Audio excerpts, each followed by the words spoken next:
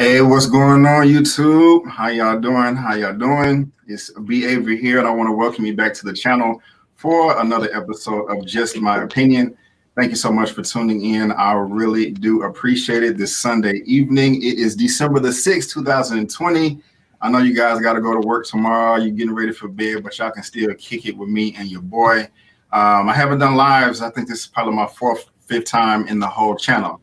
As you see, I am not here by myself. I am here with two guests, two good friends of mine that I want to introduce to you. First, we got here at the bottom, Mr. OneTakeBigDog. How you doing, sir? I'm doing good. I'm doing good. That's what's up, man. That's what's up. And we also got Emmanuel from Eman's Movie Reviews. What's up, man? What's going on? Yes, sir. Yes, sir. So, as y'all know, if you haven't, if you've been living under a rock, you haven't heard the news, but pretty much all of you have heard that Warner Brothers has announced, was it Thursday or Friday, that they're going to be releasing their entire 2021 slate to HBO Max. And this is just unprecedented. It is changing the whole Hollywood. No one saw this coming. We just got the news about a week or two ago about Wonder Woman 1984, and that was surprising to me. I was disappointed in that. I made a video about it. Y'all can go check that out if you want to. But now we have the whole 2021 slate being released. Some people, I think pretty much everybody is happy, but I haven't really heard from too many people, especially you guys. So I just want to ask you, one take, Big Dog, what is your thoughts initially, about this whole debacle with Warner Brothers releasing the whole slate on HBO Max? The biggest thing he was like, it's really you really are looking at theaters like they probably to an end. Like, just considering the fact Warner Brothers, the Wonder Woman 1984 was already big, but when they take it a step further and release their entire 2021 slate on HBO Max with theaters, they had to. Now, there's a part of me, I can be like conspiracy theorist, whatever, but there had to be a part of me to think the people behind, the producers and everybody behind Wonder Woman 1984 has to think like, hey, you're releasing our movie, which was probably one of the biggest movies, top three, I can argue, but you're releasing our movie on HBO Max. Why not do it? You're gonna have to like give us something, and I think Warner going all in, considering the fact that we don't know what the world is going to be in 2021. Whether some had to take that stand. Granted, as like us, I'm pretty sure we're all movie fans. We love the theater going experience, but we don't know. They don't know what the theater is going to be like in 2021. We'll see things. That regular theater going experience getting back to maybe 2022 or 2022. So somebody had to do it, and I understand it. I'm still gonna go see the films in theater, but I understand Warner Brothers' reason. They just be like, in front of this thing, So I commend them on it. I got you. What about you, E-Man? There's a lot of working parts going on with all of this. For one, they're not only releasing it, they're doing what they did with Wonder Woman. Like, Wonder Woman is the test. And what that means is that they're dropping it not only on HBO Max, but they're also dropping it in theaters at the same time. Now, from the studio's perspective, you got to do what you got to do. Like, it's a business. You clearly are not going to get a return on your investment, because let's not forget, these movies cost a lot to make.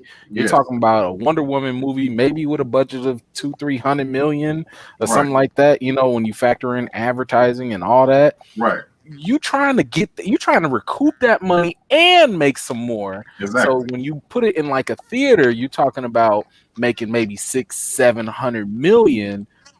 But when you drop something on subscription, and you're not charging, because to my understanding, they're not charging people extra. So if you're a subscriber, you're just going to be able to watch it. Exactly.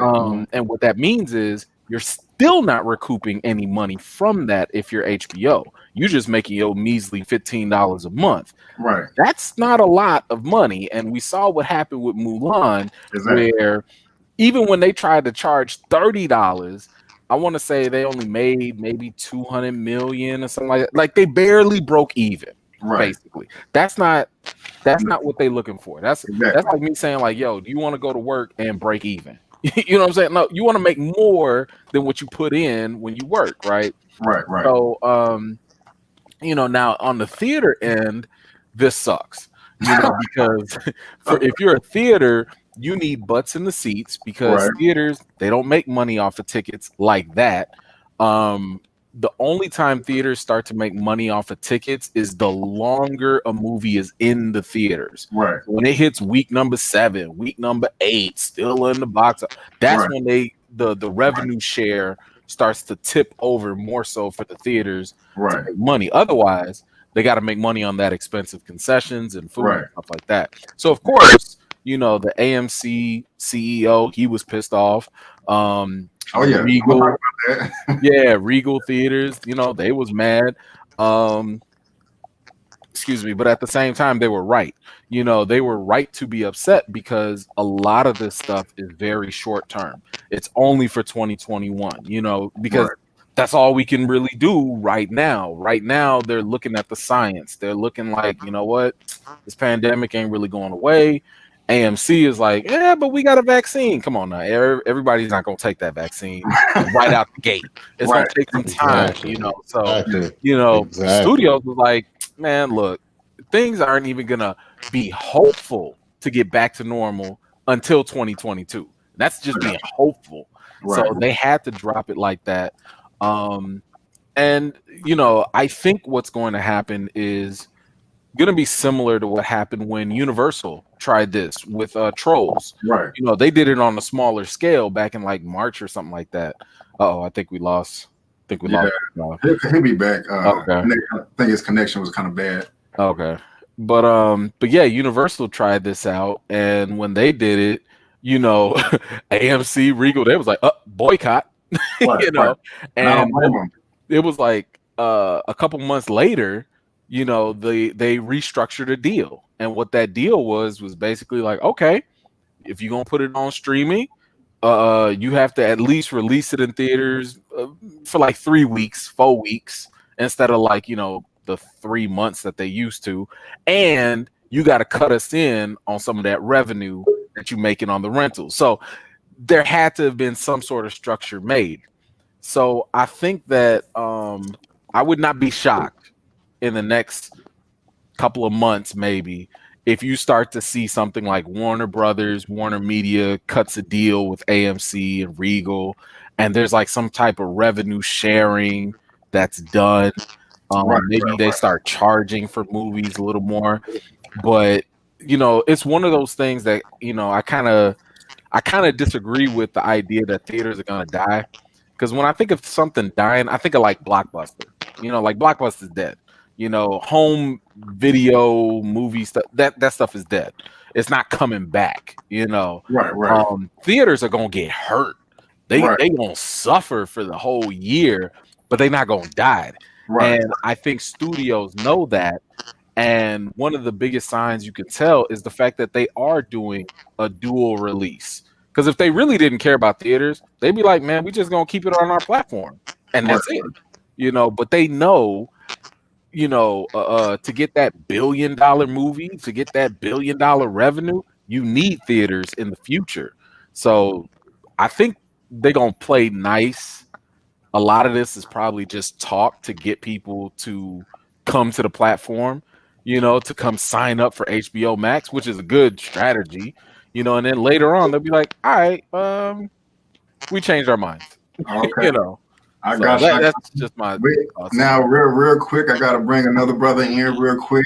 We got boy, here comes trouble. I feel like here comes trouble. What's going on, man? How you doing? Oh man, I'm here to cause problems. See, I told you. That's what's up, man. That's what's up. Well, I know you already know Eman, Emmanuel, Larry. I want to introduce you to OneTakeBigDog. OneTakeBigDog. I want to introduce you to Larry. You know how you doing? Oh. So good, man. How you feeling? my fault. Okay, so I'm excited. I'm good. I'm Yeah. good. I'm trying to find where my headphones are so I can turn this volume up a little bit. Okay, well, take your time, brother. I mean, we just kind of started. I was just kind of going around, getting everybody's take on the news, this unprecedented news. You know, people think it's the movie theater apocalypse, Armageddon. You know, and I have my opinions that I haven't even given yet. And you know, OneTakeBigDog and Eman have they hit on a lot of points. That Yeah, Eman, I got something to say for you because you said it would never happen. Okay. Hey. I did tell you it would be conditional. I did say if things would change, it would change. So let me ask y'all this right here. So all of us, we are movie fans, and I think I can go ahead and say it's safe for me to assume that we all enjoy the movie theater experience more than watching something at home. You know, if there was no pandemic and you had the option to watch Wonder Woman 1984 at home or the theater, y'all will possibly prefer to go to the theater. Am I correct in saying that? Oh, most definitely. Okay. So with this news being this coming out, what's up? Say it again. I'm still going. I think the connection. I'm still going to the theaters. Already. So with I'm that, not. I knew that. So yeah, with all this. So Eman, you hit on a few things I want to skim over real quick. One of the first things you was talking about was, you know, and we all know how the industry works, is that theaters do not make the bulk of their revenue at the very beginning of the release. You know, they prefer like Avatar or Titanic, you know, where it's in theaters for like 4 or 6 months or whatever, because at that point they get the theater owners, the exhibitors are getting like 60-70%. Now I know. Now, Larry, do you prefer going to the theater, or do you, if you can, do you want to watch your movies at home? You know, it's a mixed bag, to be honest with you. I actually like going to the theater, and I'm a big proponent of the theater, but there are some real advantages. Like I like being able to hit pause, get up and go to the bathroom and come back without having to worry about missing anything, you know? And I like being able to hit rewind when my wife starts talking through the whole movie. So, you know, there are some things that I really enjoy about watching at home. But the bigger the TVs have gotten at home, the less I've been inclined to go to the theater unless I'm going to an IMAX. Because you cannot beat the IMAX experience. There is nothing to replace that yet, not at home. And you know, Eman, you just kind of spoke on. You were saying that, you know, theaters are not going to necessarily die; they're going to get hurt. I do agree with you. I have some notes right here, and towards the end of this, I have my plan of how we could save theaters and get people to go back to the theaters, which I'm gonna go over. Y'all can tell me if you agree with it or not. I think it's pretty cool. I think it actually makes sense, but I kind of want to save that to the end. But it does have to do with IMAX. But with all this like news right here, are you happy about it? Are you disappointed? Or do you not really care? I'll go ahead and say first, I'm very disappointed in this because I used to do box office videos. I used to get a high on going to Box Office Mojo and kind of playing with the numbers and things like that. And so I like seeing high box office. I enjoy going to the theater. I enjoy that experience. So I'm disappointed. And this is just not good news to me. So I mean, are y'all disappointed? Are y'all happy, or are you really don't? It really is not doing nothing for you. You want to take that first, Eman? You want me to get it? Nah, you knew, man. Go on. Okay. I think honestly, I think what this is going to do is going to force the theaters to have to innovate the way they should have done a long time ago. And some of the things that I think the theaters should have done, like I've seen it in some of the local theaters around here where I'm at in the DC area, where they show concerts and some of the plays and stuff like that in the theaters, which is all fine. But I really think something that the theaters could have done, which would have probably have made them a ton of money if they would have got the deals right, is to have TV episodes air in the theaters. Because imagine how many people would have shown up to watch the series finale of Game of Thrones. And if you would have done that week by week, and you had people showing up with cosplay and all the other, that would have been a huge boom. Let me just jump in real quick. I tried that. I actively tried that. The reason why that won't work, like I see it, like I called up HBO, I called up HBO Legal, Really? I hit up the PR. I was like, yo, this Game of Thrones finale, I want to. Matter of fact, I was gonna do a watch party for charity. I was like, yo, like I'm not gonna make a dime off of this, you know. They not going. It's the TV folks. They're not going. So the theaters will do it. I'm just saying the theaters would do it. Oh yeah. They're But trying to get it's the content creators or You gotta whoever think. holds the rights. They the ones they not playing. They don't want to. No. But they need to have they need to maybe start off with something else besides maybe the biggest blockbuster besides Game of Thrones. Like start off with something like, imagine if you just got like say the Magic Johnson theaters, right? And you had them show every episode of Power. Like that's it. One night, Sunday, they do it at the same time it's going to air. People can show up that are big Power fans. Have one of those, it's in one of those nice theaters where people can sit down and eat dinner. They can have drinks, and then you can watch Tariq run around campus like a madman. I mean, I agree. Love that. I agree. That's why I was so frustrated with the one, like you just said. But you gonna like, watch Power in theater? I would go for the experience. I wouldn't necessarily want to go just to watch the show. I would want to go for the experience. Well, they are doing stuff like around my house here. But if you're not getting like any added experience in the theater. Well, you're there because you have all the other people there with you. You get to feel the energy in the room. Whereas normally you watch it, you're at home, maybe with one or two other people that are in your family or at this, and you talk about it maybe online, maybe you're at work the next day. But when you're there, you get to actually feel the energy. You get to hear what people are, or their reactions to it. I think it's just like anything else where you're in a room with other people and you have that sort of natural, organic human experience with other people. And I think because Power is so popular in the Black community, I don't know what it is around white folks, but I think with Black people, they would absolutely love it. And they are doing private events though. Let me give you an example. When they had the first season of what's that show with Terrence Howard and Taji? I don't watch it. Empire. Yeah, right. Yeah, the first season of Empire, I went to watch the season finale at a club here in DC, and they had the radio stations came out.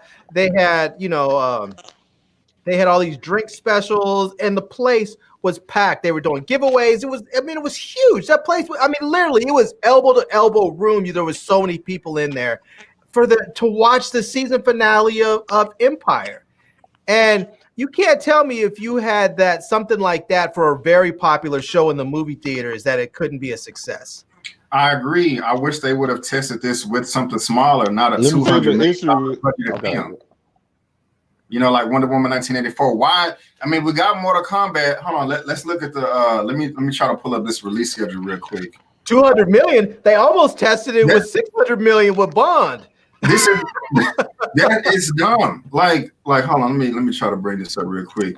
So we got Mortal Kombat January 15th. Mm-hmm. Why couldn't you start with that? The budget is only I was trying to do some budgeting here. Mortal Kombat, the budget is only $40 to $50 million.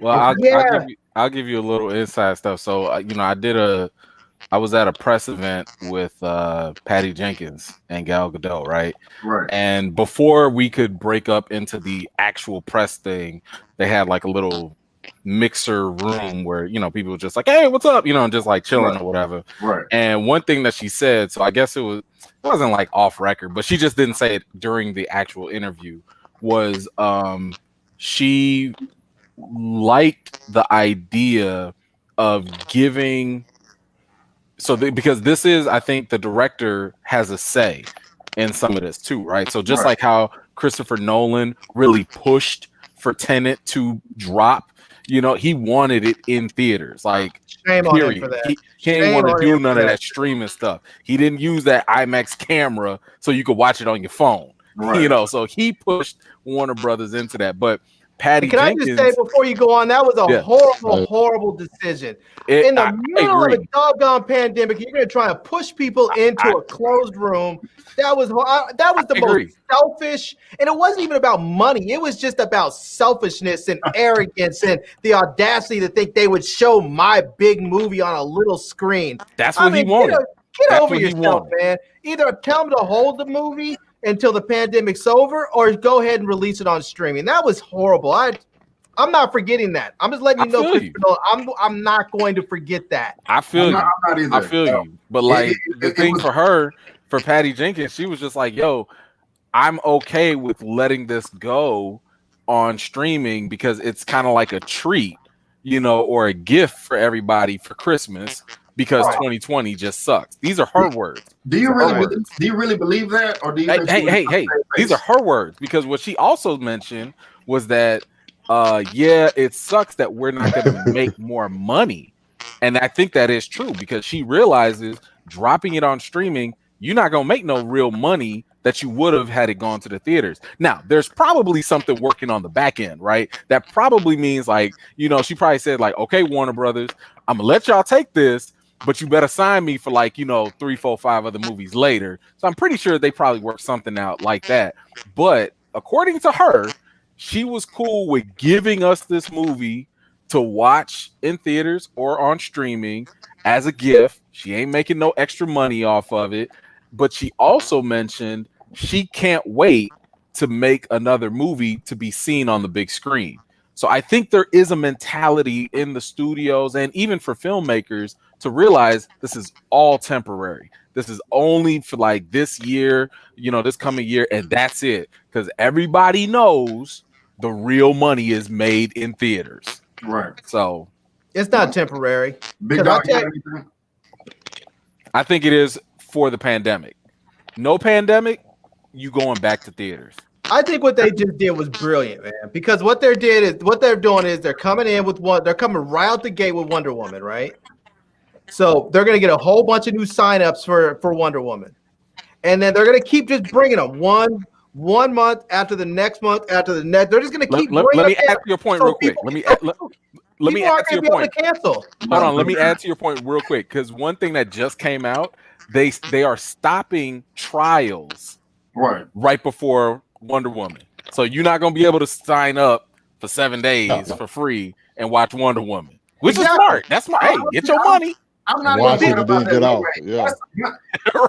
Once somebody signs up for Wonder Woman 1984, they're not going to unsubscribe. You know what I'm saying? Because they have good quality. Yeah. Because next month they're going to be like Mortal Kombat. You're getting a new release every 3 weeks, so it would just be stupid. I mean, this is a genius move as far as getting subscribers. But I feel you like this, Larry. I really haven't even given my opinion yet. This is literally one of the dumbest decisions I have ever heard in my entire life. And I'm not even just speaking about movies in Hollywood. I'm just saying ideas whatever, hey, what do you want to go to eat? You want to go here or here? Just the whole multiverse of ideas. This is the dumbest thing I've ever heard of in my life. I mean, that's why I haven't posted a video about it yet. Because I think I told you, Big Dog, I recorded, I told one of y'all, I recorded something. And I was all over the place, screaming, hollering, WTF, blah, blah, blah. But I was like, no, let me calm down and soak this in. You're not going to make any money off of this. This is moronic. I mean, if I just showed y'all, if there's 17 films, if the budget for those, the production budget, because it doesn't include marketing, was around $50 million or not over 100, okay, you may have convinced me. But on their slate, they got at least 6-7 films that is over 100, 150, $200 million. I just don't see the logic behind this.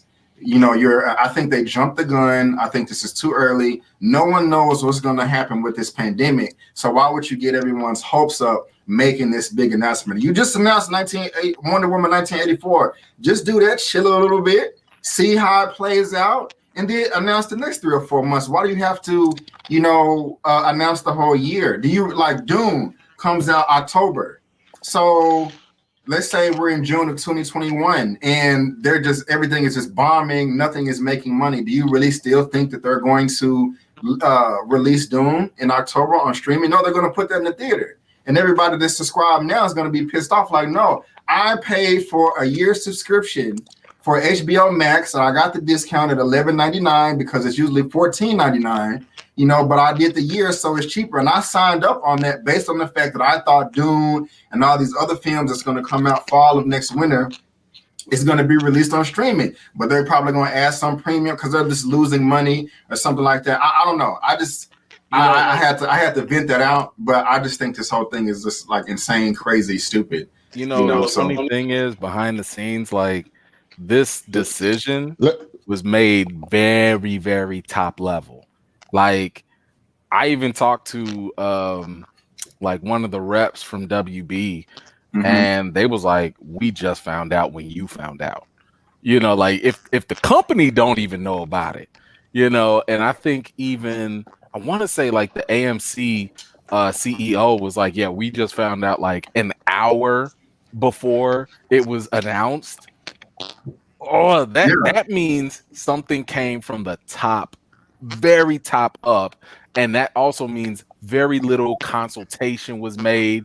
You didn't have a whole bunch of meetings about like, is this a good idea or not? No, somebody at the very top was like, you know what, F it, drop it, the whole lineup, and it kind of reminds me of what happened with Marvel and James Gunn, when they decided to fire him. Yeah, that wasn't Kevin Feige. Right. Kevin Feige didn't co-sign on that. I mean, he had to be a corporate guy, but that was I want to say that was Alan Horn, like the head of Disney. Yeah. He did that. Yeah, he did that. And later he was like, what I do wrong? But you gotta save face.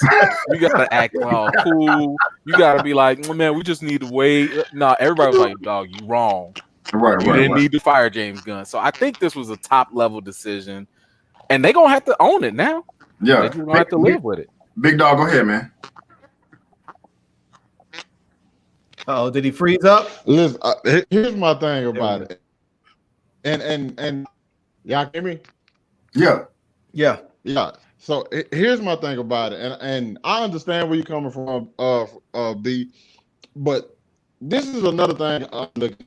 Looking at it from like a Netflix point of view, and the way of like movies and things is going to streaming. Now, granted, I don't mean when I say theaters are going to die, I don't mean they're going to die completely, but our theater experience is going to be something different. I think you're going to start to prepare for the theater experience, and the theater's going to have to do something different to get people to come to the theater. They have to be more than just going in and just sitting with a whole bunch of people we don't know. It has to be that. Also, the fact that HBO Max is going to have all these big name blockbusters on it. Only thing HBO Max has to do is have a couple of little few small budget films to sprinkle around through their streaming service, and a couple of little shows to sprinkle around. And then think about when you subscribe to a Netflix and you're getting a $50 million budget film, but Warner Brothers and HBO Max have these big name films that you won't see. So you got 3 small movies coming out on Netflix, and you got this one or these 2 gigantic movies coming out on HBO Max. Which one? Because mine HBO Max. I can suffer. I missed this Netflix movie, but HBO Max got Godzilla versus Kong. Yeah, I feel you on there. I mean, for the time being, that makes sense. But here's it. Let's not forget.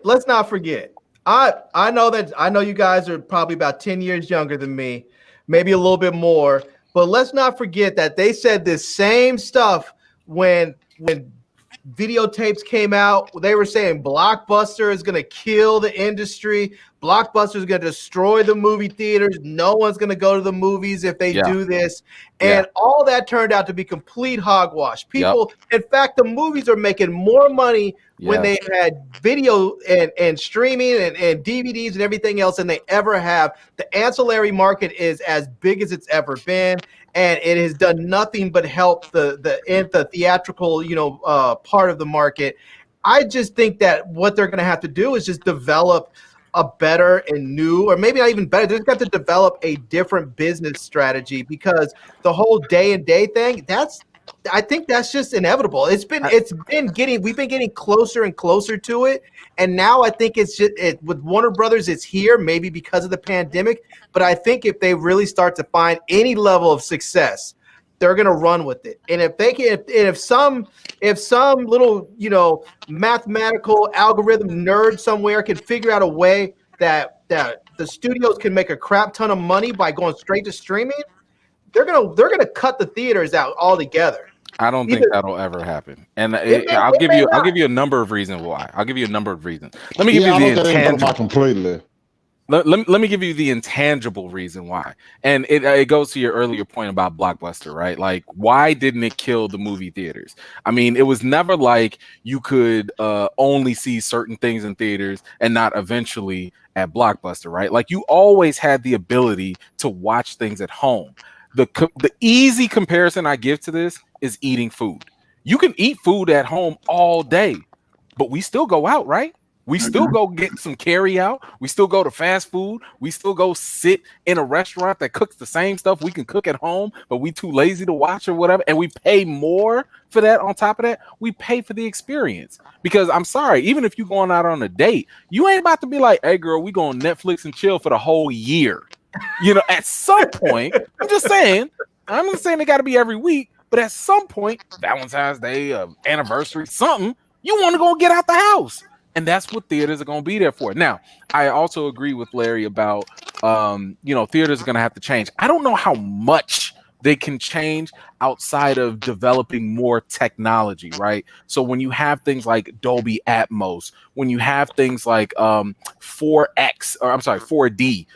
where not only is it 3D, but it's also like environmental and, like those type of things, or just the simple things like dinner and a movie where they actually come and serve you, which they're already kind of doing. Right. All these different things to enhance the experience. Man, they can do all ways that. To work. They could do all that. I don't even think they need to take it that far. I think the simplest, most straightforward financial, solution to that is subscriptions. Just simple subscription based. No. Because I can tell you right now, you're never going to make enough. The math is not on your side. It's not going to be on your side. When they had the AMC A-List Plus, and I was paying $20 a month, so I could. Oh, you talking about theater subscription? Yeah, theater subscription. Oh, okay. I thought you meant like the streaming. Okay. No, okay. When they had that AMC A-List Plus, I was paying $20. I think it was $21.95 after tax or something like that. So I can see 3 movies a week. I can tell you, I think outside of maybe the first 2 weeks, I didn't go and watch 3 movies a week. Yeah. I mean, when I did go to the movies, often I would go and see an IMAX movie just so I was making sure that I got my full subscription worth out of it for that, for that week or for that month, whatever it was.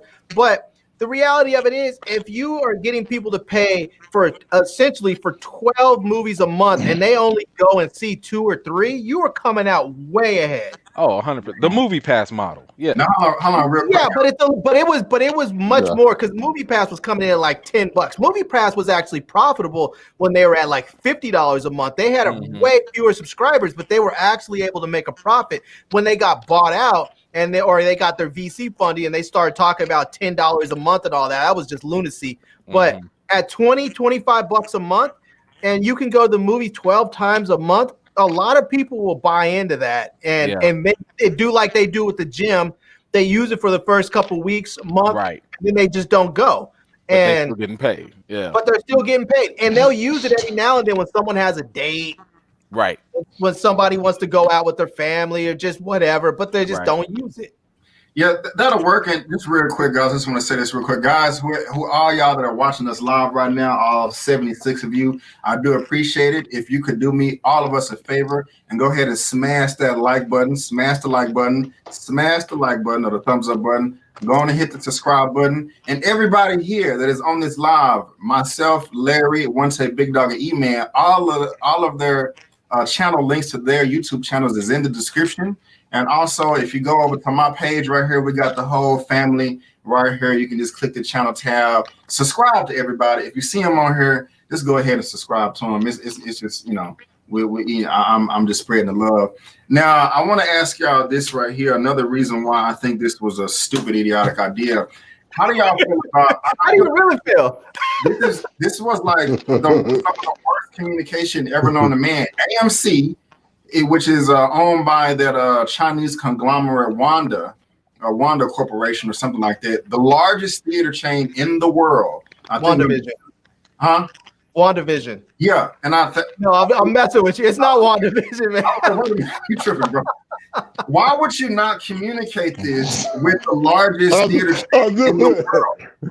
That is crazy. Like, I mean, I'm sure y'all saw his comment from what's his AMC boss Adam Aaron slams Warner Brothers, you know, for sacrificing this. I'm pretty sure y'all read the quote, but these coronavirus, well, what did he say right here? Clearly, Warner Media intends to sacrifice a considerable portion of the profitability of its movie studio division, and that it's the production partners and filmmakers to subsidize the HBO Max startup. As for AMC, we will do all in our power to ensure that Warner does not do so at our expense. We will aggressively pursue economic terms that preserve our business. We have already commenced an immediate and urgent dialogue with the leadership at Warner on this subject. If you're watching this, you can go check out that article. But what's also interesting is the CEO of AMC, he's not happy. Largest theater chain in the world. But Regal, they have a different mindset. Regal owner reacts to Warner Brothers streaming moves to look forward to deal with proper window terms.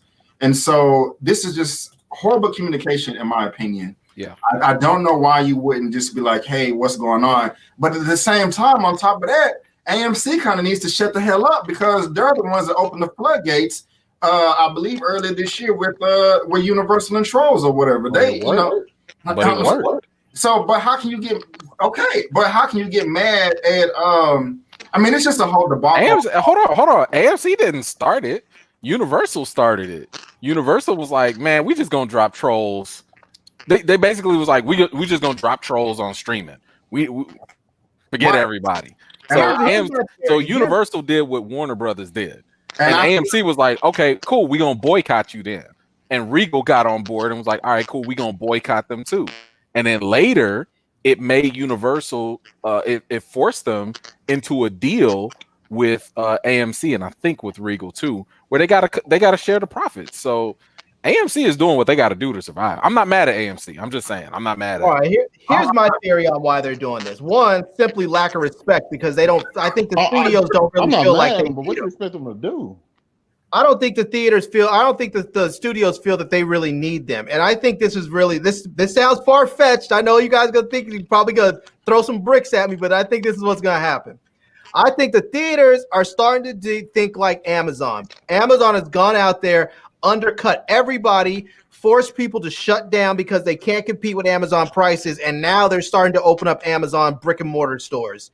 I think the studios are going to simply go ahead, start putting their stuff up on streaming. They're going to start cutting out the theaters. The theaters are already on the verge of financial ruin anyways. They're going to let them go in and go into financial ruin. And then the theaters are going to start opening up theaters on their own because they have recently struck down that law that prevented theaters from being both the distributor and the content displayers, whatever they called them, I forgot. So right. They're allowed the studios could actually operate their own theaters if they want to, and I think that's where they're heading. I think they're going to simply let the theaters go out of business, go bankrupt, and then they're going to come in like they're heroes and say, well, we know that AMC and Cinemark and Regal and all of them couldn't survive. Their business models were old and antiquated, and they couldn't survive in this new day. And so we want to preserve the theatrical experience for the viewers because we know how much you love going to the theaters. So we're forced to open up our own theaters because we have no place to display our movies. And that's what I see them doing. I don't think you may like it, but I think from a business standpoint, I think that's bad for business too. Yeah, that's bad for business. A ton of money. That's bad for business because who's going to take up all those? Let's just say there are 100 theaters in the world. Let's just make an easy number, right? But you also have like 5 different major studios fighting for attention. You know, like Warner Brothers, Universal, Paramount, Disney, Netflix, whoever.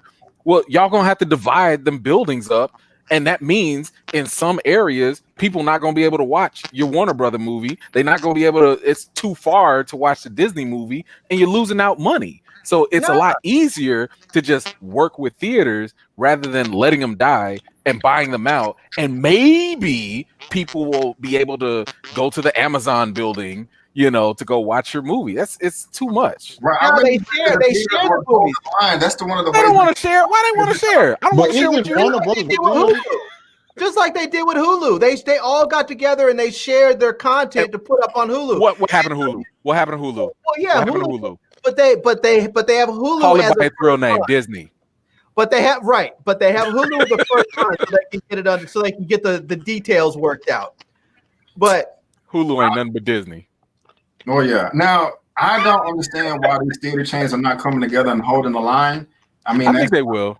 I think they will. I mean, that just seemed like a no-brainer. I mean, because you have all these. For example, I mean, Disney, they just dropped $70 billion a couple of years ago to obtain all of Fox. We got all these. We got what 4, 5, 6, 150, $200 million dollar plus films with Warner Brothers. The studios need these theaters to survive. So if the theater owners just like, hey man, we're not going to do it. Do like AMC did earlier. Just like, look, if you're going to put all your stuff on streaming and theatrical at the same time, we're not going to play your movies. You may get a bunch of subscriptions, but each studio is going to lose $1 billion. And correct me if I'm wrong, I believe that when they make these movies, it's off of borrowed money. They just don't have cash. I mean, I guess that's just any business, but I just don't understand why it hasn't come out that Regal, Cineworld, AMC, or whatever, we're holding the line. I mean, it just seems like logical sense to me. I mean, like I don't. As far as theaters and studios, one cannot survive without the other. Go ahead. How long you think that'll last for theaters? How long do you think that will last? Them holding out? I think that they could. That's a good question, but I think if they tried to hold out to maybe next summer, the studios were recamp their plans or whatever, because the theaters will get hurt first. that's assuming the COVID vaccine distribution plans go as expected. Right. And that's a whole nother thing. Did I answer your question, Big Dog? I don't know if you can hear me. But yeah.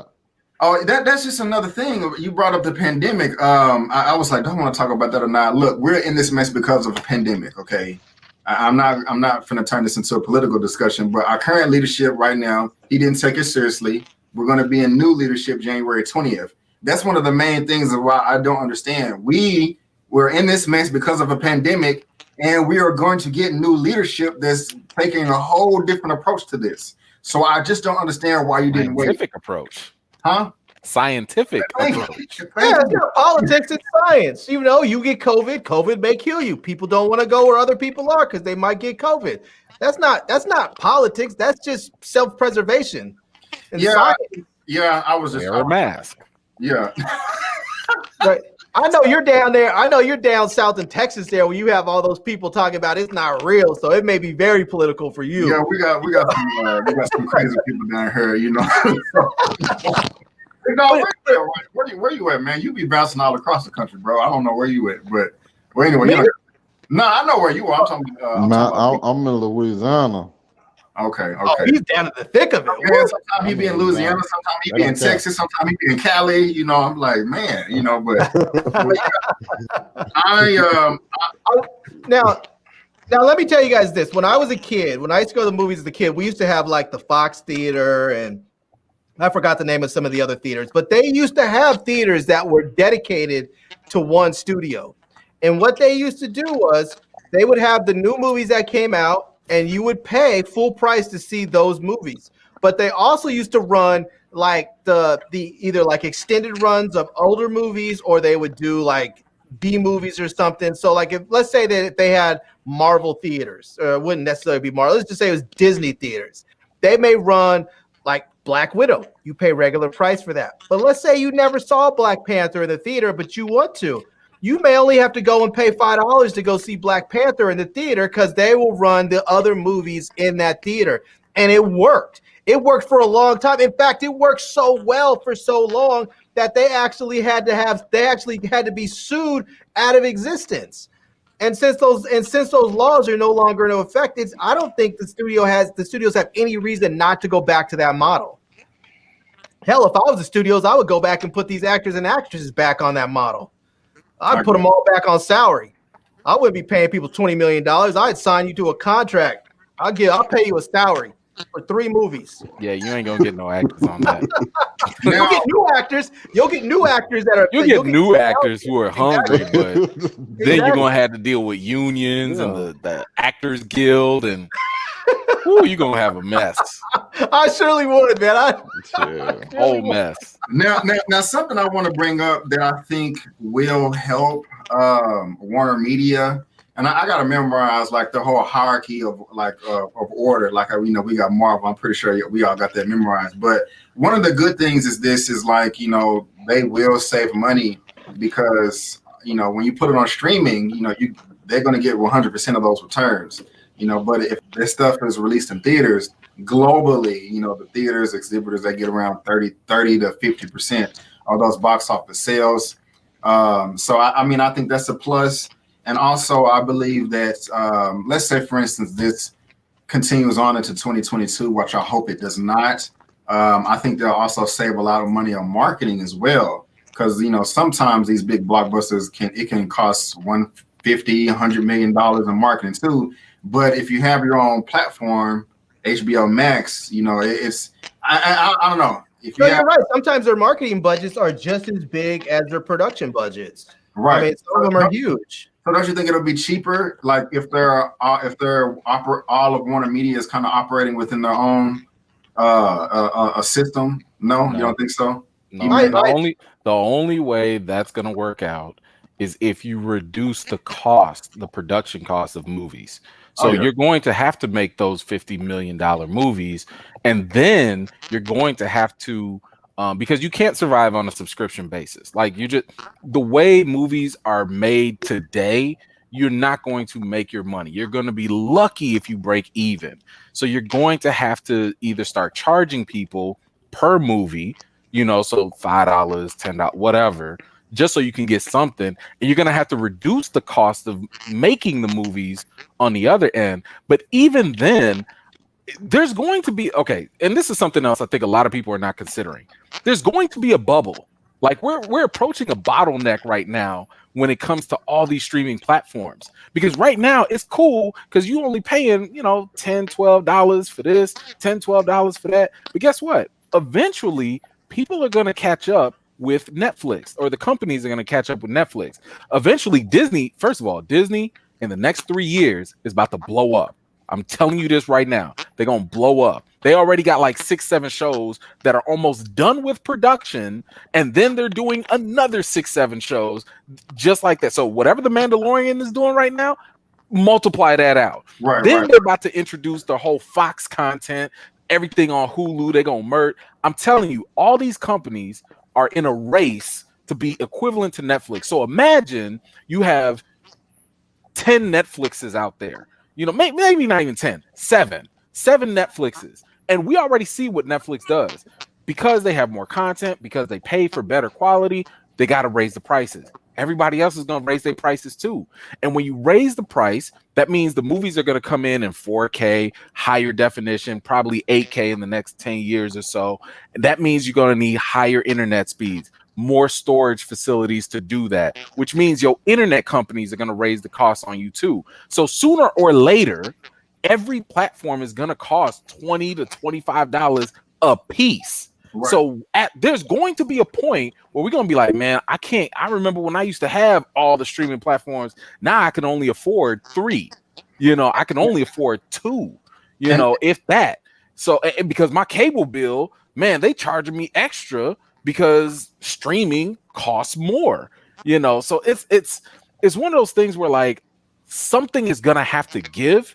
And I think it's going to be us. I think it's going to be the people, because while these companies and technology in general is going super fast, we ain't getting no raises. Y'all got a raise? Anybody get a raise? Nobody got a raise. But cost of living is going up. We ain't getting no raises.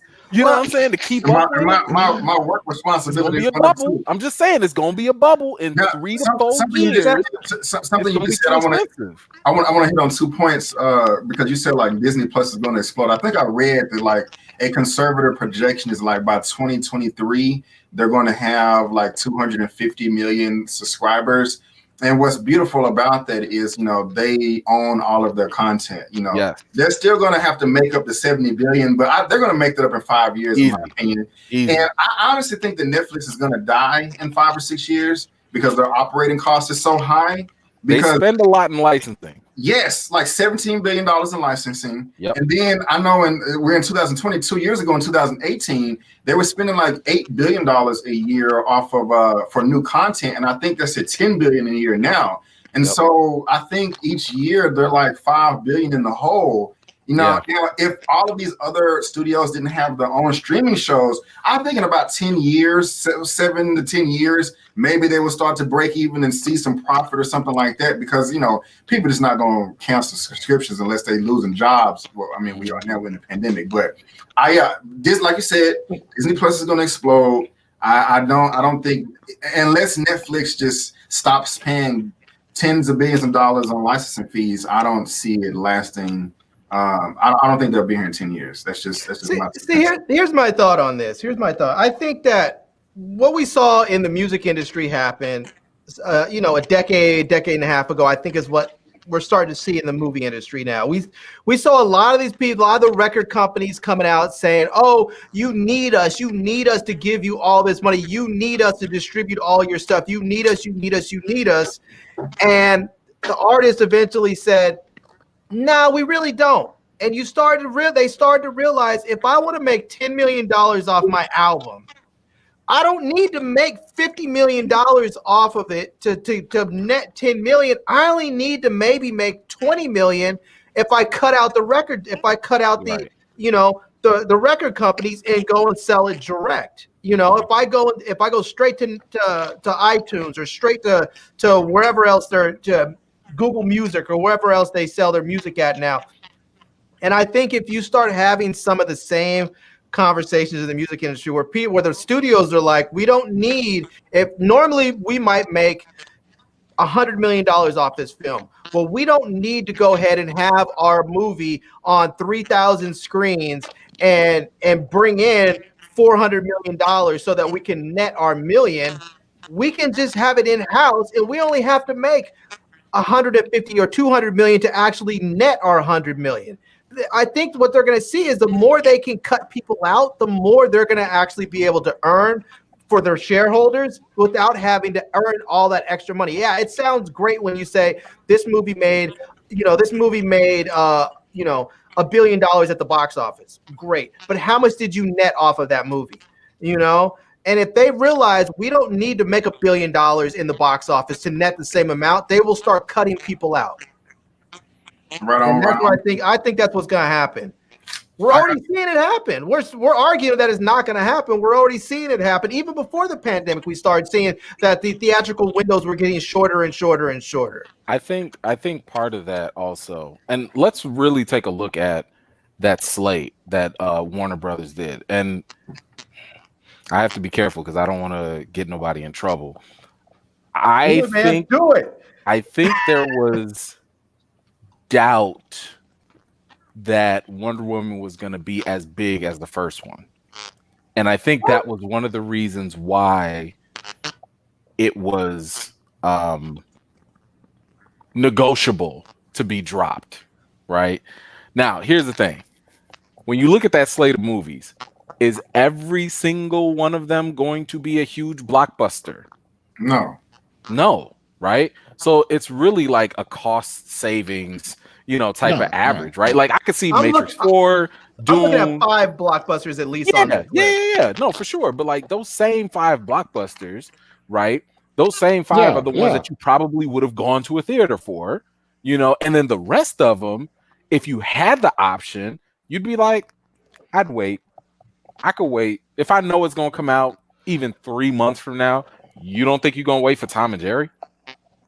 I feel you. You're not going to wait for what Many Saints Newark, like King Richard, the Will Smith movie? I'm waiting on that. I'm just saying. I waited on Mulan. I wasn't about to go pay $29 or whatever it was. But you could wait on Mulan, but you don't want to wait for Black Widow. You know, or most people wouldn't want to wait for Black Widow. So there's going to be this type of thing where, yes, there are certain movies that you got to go see in a theater. Like, the one movie I'm real mad about out of all of these is King Kong versus Godzilla. Like, out of all these movies, that's the one I really, really wanted to see on a big screen. I mean, you're talking about something that is made for the big screens from the very jump, right? Like, just the thought of it. You know, I think it's just a disservice to watch that huge of a movie, you know, on a computer or even on TV or whatever, you know. So, man, I agree.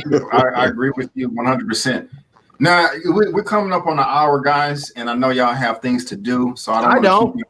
Oh, I was trying to be polite, you know. I was trying to be polite, you know. I wanted you guys to come back. You know, I know y'all got lives, but I want to ask y'all this: what is your top? If you could only see 3 of these movies, which would they be? You go first. One take big dog. Oh, hold on. We got a connection. Hey, I think we having a connection issue. Let me add them back. What's going on here? Who is this popping in? Hold on. Oh, there you go. We came back. Okay. Yeah. So can you hear me, bro? Yeah. So if you could only see 3 of these movies, which would it be? Yeah. If you can only see 3 of them. Kong, Wonder Woman, and Suicide Squad. Kong, Woman, Suicide Squad. Eman. Definitely Matrix 4. Kong, and then I'll go with Suicide Squad. And Larry. Yeah, I'm going with Wonder Woman, Suicide Squad, and Matrix 4. Yeah, I'm going with Matrix 4, the Suicide Squad, and Mortal Kombat. I could wait on Mortal Kombat, but I do want to see it. I'm not mad at you for that. I want to see it. Yeah, I'm looking forward to that. So I think we can all agree that this is, you know, a crazy decision. No one saw it coming. I'll give you my opinion. I think it's crazy. I think we can all agree that we don't think that the theaters are going to die completely. You know, if I'm wrong. And thank you very much for the super chat. Hold on real quick. There you go. I like Tom that. Hanks, Boss Sack 69, and Mr. I didn't make you say that. Hey, he paid for it. You say that name. I think you ought to super chat him again just to make him say your name again. Say that name. Hold on. So Tom Hanks, Boss Sack 69, he says movie theaters will bounce back after the cure is found and in full effect. And Mr. King Palmer said, "What's good, fam? According to the Batman trailer, y'all think it's going to be rated R." And I got Kong over Godzilla. Yeah, we're just going to have to see, man. Right quick, I want to say, I think that this whole thing with Warner Brothers, who I think this is really good for, is the cable companies. I think this is excellent for them because when you look at the whole thing, when people start talking about cord cutting, and I know a lot of people ask me questions on my channel about cord cutting, but the thing is, when you look at the cost of getting good high-speed internet so that you can stream all this stuff in 4K, you need usually at least the mid-tier to the upper tier of internet service so that you don't end up with a bunch of buffering and stuff. That's what I was talking about, the money. And so you need good internet service. And if you look at most of these packages nowadays, once you, like for me personally, when I started looking at my internet service, it was only $5 more a month for me to add cable TV package. And so I just went ahead and added it because I got all those channels for an extra $5 and I got my internet super fast. Now, here's another thing that's sort of slick about this. If you have cable, HBO is usually only $10 a month, which means you get, and if you have HBO on with your cable company, you get HBO Max for free as a part of that, which means you're actually only paying $10 a month for your HBO Max, which is saving you $60 a year. So, I mean, It's gonna be. I think for people who are looking at the math like that, it's gonna do real. They're gonna do really well. The cable companies will do really well because I think you'll see people saying, "Well, why am I gonna pay $14.95 for this, and then I still have to go pay for my $75 a month for high speed internet when I can just pay like $80 for high speed and my cable." And for my high speed and cable TV, and then I pay an extra $10 for HBO. Now I get HBO Max included with that. I think there's gonna be a lot of people that are like, I'm just gonna go ahead and go back to cable. Yeah, the a la carte ain't gonna work like that. I got you. So I think we're coming up real close to the end. Probably no more than 5 minutes. I've been having. I got to tell you, my plan that I wanted to get people back to the theaters, because I've been having this idea since like Avengers: Infinity War came out, and I was like, I'm not gonna make the video until they release like the IMAX version of Infinity War and Endgame, and that just never came. And I don't think it's gonna happen never. But we're in a pandemic. But just real quick, let me geek out real fast. So we know that theaters, exhibitors, and the studios, it's like a dual relationship. They need each other to survive. And I think, like we was talking about earlier today, like the IMAX, a real 70 millimeter IMAX film that's shot on that camera is the best movie theater experience. But if you do the research, and I know y'all know the difference between IMAX and LIMAX. I don't. No, okay. So, so IMAX, like a real 70 millimeter, like Christopher Nolan, right? He always used those IMAX cameras to where when you go into the theater, the screen is really, really tall. So if you use those cameras and you go to a theater and you project it on that screen, it's like super duper tall. I mean, it's like anything you've never seen before. In the whole entire country, I think they only have about 40 or 50 screens like that. But they also have a bunch of theaters to where it says that it's IMAX, but it's really not. It doesn't have the ratio. It's like a blown up image. But Avengers: Infinity War and Endgame were the first movies to where the whole thing from beginning to end was filmed with IMAX cameras. And we all know that those were the most successful films in cinematic history. And, everybody goes to show up for Marvel. I mean, it's just a given. Those are going to make money. But because there's not enough screens in the country, studios don't have, a reason to shoot in that format because they have nowhere to play it, but at the same time, the studios don't want to have to build the theaters because studios are not going to shoot in there. You know what I'm saying? So there has to be some type of agreement like, hey, all of us theaters around the world or in the country, we will build X amount of IMAX theaters if you make X amount of movies. And so with Marvel Disney continue to go up the ladder, like with their production quality, I was just saying to myself, okay, with all these Marvel films that they're about to come out with, if they can guarantee that they will shoot 3 to 4 films a year in IMAX cameras and maybe have Warner Brothers do the same thing, maybe like 1 or 2 films a year, because they did the same thing with Aquaman. That was shot in IMAX cameras. Yeah, so I'm just saying this to say that if the studios and the theaters can come together and guarantee that at least 6 films per year will be shot in IMAX cameras, that will warrant the studios, the exhibitors, to build more IMAX theaters, and that will get people to go back to the theater. Hence, Endgame being the most successful of all time. But I don't think that's going to happen now. That's a steep investment because you also need a movie worthy of such of an investment, and I don't know if you can like comic book movies. No. But what if the studios just use that as an excuse and say, hey, there's not enough theaters to exhibit our IMAX movies, so we're going to build the theaters ourselves, and now we're going to send all of our movies to our theaters. And there you go. Well, there's your end route right there. I'm just saying, it doesn't exist. If you build it, they will come. So we're building. I'm not paying extra to go see Ant-Man 3 in super IMAX. Like I don't. What? Okay. I don't care about Ant-Man like that to go see that. Really? You know what I'm saying? Because I think what ends up happening is similar to what happened with 3D. How like everything just like after Avatar, everything was just 3D. Right. And sometimes it was worth it because they would actually shoot with a 3D camera. And other times they do the 3D in post and it looked like crap. So I don't want to. if you're gonna make something for IMAX, I need to know it's because it's worth it, and not just for some other strategic gimmick. All right, on. So, well, guys, I think I've covered every inch of this that I possibly could, and I appreciate y'all. Do y'all have any closing thoughts? Any final comments you want to make before we head out of here? I'll just say that people should mask up and stay at home and watch your movies at least for the next year. I know people love the theaters, but I can tell you right now, there is not a movie on this planet that is worth my life or your life. So I'm going to say mask up, stay at home, and let those millionaires and billionaires figure out how they're going to run their business later.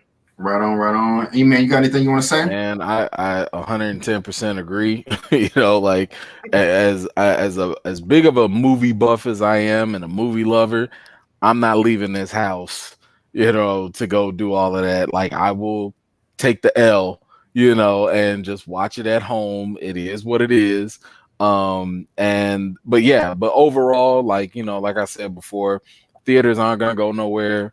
They gonna suffer. They probably may go bankrupt here or there. They might do some other things to, you know, who knows? They probably get like a government business loan or something, you know, something. They'll get like a bailout or something. You know what I'm saying? Like, something will happen. But the mere fact that you see studios doing dual releases, doing shared revenue plans, they know that they still need theaters. And we have to also keep in mind, there's an international market out there too, which is where they make more money from theaters than ever before. So you're not about to just screw theaters in the United States and think that you're going to be all cool everywhere else. Nah, like it's too much money to be made. So I wouldn't worry about it. But like Larry said, let these billionaires worry about this stuff. You know what I'm saying? Enjoy what you can on streaming in the comfort of your own home. This might be a good incentive to actually, you know, update your home. You know, if you can start saving. You know, Black Friday just passed, but yo, if you can get that little extra TV, it took me 8 years to get a bigger TV. 8 years, and the only reason I did it was because my TV busted on me. That was it. I was rocking that 40-inch for a minute. Okay. I ain't mad at you, man. You know, do what you got to do, but be safe. Well, guys, I appreciate y'all joining us today. And it looks like we lost OneTakeBigDog. He was having some connection issues, so that's unfortunate. If you're watching this live, I do appreciate you tuning in. I do plan on doing more of this. Also, please help me out. Go check out my Power review. I just posted that earlier. I also did shoot my Mandalorian review for episode 6 that will be posted maybe tomorrow. Hit the like button, subscribe, share the video. Also, if you're watching, everybody that was here today, subscribe to their channel right here. This is the family. I love all these people. There's a link. You got links here. And there's a links all in the description box as well. And so, I hit the wrong button. Oh, I hit the wrong button again. Where we go? Okay. But guys, that's it for today. Can I ask you guys a question before we get out of here? Yeah. What's up? Are we gonna get to see a battle of the super thugs between Kane and 2-Bit before this series ends? I would love to see that, bro. I didn't even think of that. That would be nice, bro. Hey, Eman, you watch Power? I do not. You don't? Oh man, I stopped on season 6 of the first Power. Okay. And it was only because somebody ruined the ending, and I was like, man. That's once terrible. I found out what happened, I was like, there's no reason. I don't want to watch it anymore. I feel you. Well, you know, everybody hated Tariq's character in the first show, but he's actually pretty cool in his show. Yeah, he's maturing and getting together, because I wanted to hit him in the chest a few times. That's saying a lot, because he got a real punchable face. Yeah, it's really a testament to the writing, because I hated Tariq. He was my least favorite character, and somehow they made a show around him that I actually really enjoy. You know, so yeah, I don't know. It's cool, but anyway, guys, we finna head out of here. I know y'all gotta go to bed, go to work tomorrow. Thanks for everybody tuning in. Eman, Larry, I love you guys, and hopefully we can do this again. But guys, thank you so much. And before you go, don't forget, and my name is Brandon Keith Avery, and that's just my opinion. Peace out.